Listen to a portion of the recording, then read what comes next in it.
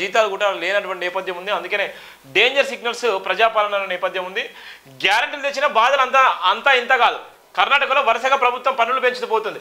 ఇది తెలుగు రాష్ట్రాలకు డేంజర్ సిగ్నల్గా పంపుతుంది. కర్ణాటకలో కొలువు తీరిన కాంగ్రెస్ ప్రభుత్వం లోక్సభ ఎన్నికలు అయిన తర్వాత తమ ఖజానా నింపుకునేందుకు అనేక రకాలుగా పన్నులు పెంచుతూ వస్తుంది. ఇచ్చిన హామీలు అమలు చేయాలంటే ఆ మాత్రం పన్నులు పెంచకపోతే రాబడి ఎక్కడి నుంచి వస్తుందని కర్ణాటక పాలకులు ప్రశ్నిస్తున్నారు.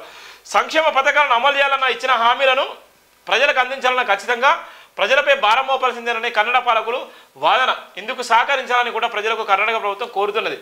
5 గ్యారెంటీలు ఇచ్చిన అటువంటి హామీలు కర్ణాటకలో 5 గ్యారెంటీలు ఇచ్చి అక్కడ కాంగ్రెస్ ప్రభుత్వం అధికారంలోకి వచ్చింది. ఇప్పుడు వీటిని అమలు చేయాలంటే ఎడాపేడ పన్నులు పెంచుతూ పోతుంది. తాజాగా పెట్రోల్ డీజిల్పై అమ్మకపు పన్నును పెంచింది. పెట్రోల్ ధరపై 3 రూపాయలు, డీజిల్ ధరపై లీటర్కు 3.2 రూపాయలు పెంచుతూ కర్ణాటక సర్కార్ నోటిఫికేషన్ జారీ చేసింది.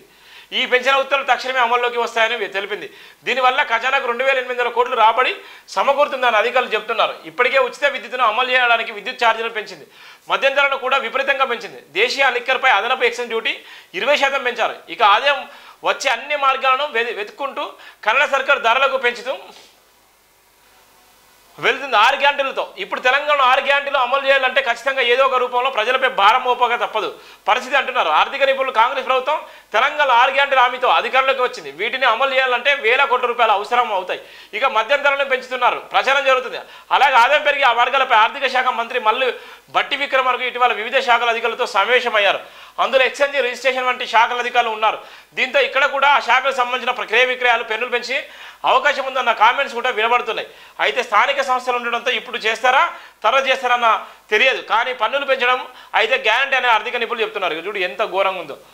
ఆంధ్రప్రదేశ్ ప్రభుత్వం కూడా ఇందుకు అతీతం కాకపోవచ్చు. ఎందుకంటే అక్కడ తెలుగుదేశం పార్టీ సూపర్ 6తో సక్సెస్ సాధించింది. ప్రజలు కూటమికి పట్టం కట్టారు. అయితే ఏపీలో ప్రభుత్వం ఏర్పడి 10 రోజులు కూడా రాలేదు. కానీ రానున్న రోజుల్లో కొన్ని ధరలు పెరిగే అవకాశాలు కొట్టిపారేలేమంటున్నారు. ఉన్నతాధికారులు ఇచ్చిన హామీలు అమలు కావాలంటే ఖచ్చితంగా ప్రజలపై భారం మోపాల్సిందే. అంతే తప్ప ఇప్పటికిప్పుడు సంపద సృష్టించి సాధ్యం కాదు. అయితే కర్ణాటక, తెలంగాణ కంటే ఏపీకి ఒక విషయంలో అనుకూలత ఉంది. కర్ణాటక, తెలంగాణలో కాంగ్రెస్ అధికారులకు ఉంది. అక్కడ కేంద్ర ప్రభుత్వం సహకరించకపోవచ్చు. కానీ ఏపీలో టీడీపీ వలన దేశంలో ఎన్డీఏ ప్రభుత్వం మనుగడ సాగిస్తుండడంతో కేంద్ర సహకారం లభిస్తుందని ఇప్పుడు పన్నుల భారం ఉండదన్న కామెంట్స్ కూడా వినబడుతున్నాయి.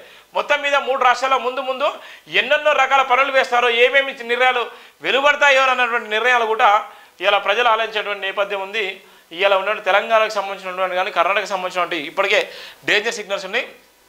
చాలా వరకు కూడా రెవెన్యూ ఆదాయం లేక చాలా ఇబ్బంది పడుతున్నారు. ప్రభుత్వం ఏదైతే 6 గ్యారెంటీలు ఇచ్చినా 6 గ్యారెంటీలు అమలు చేయడానికి రెవెన్యూ చాలా ఇంపార్టెంట్. రెవెన్యూకి ఇప్పటికే కసరత్తులు చేస్తున్నారు.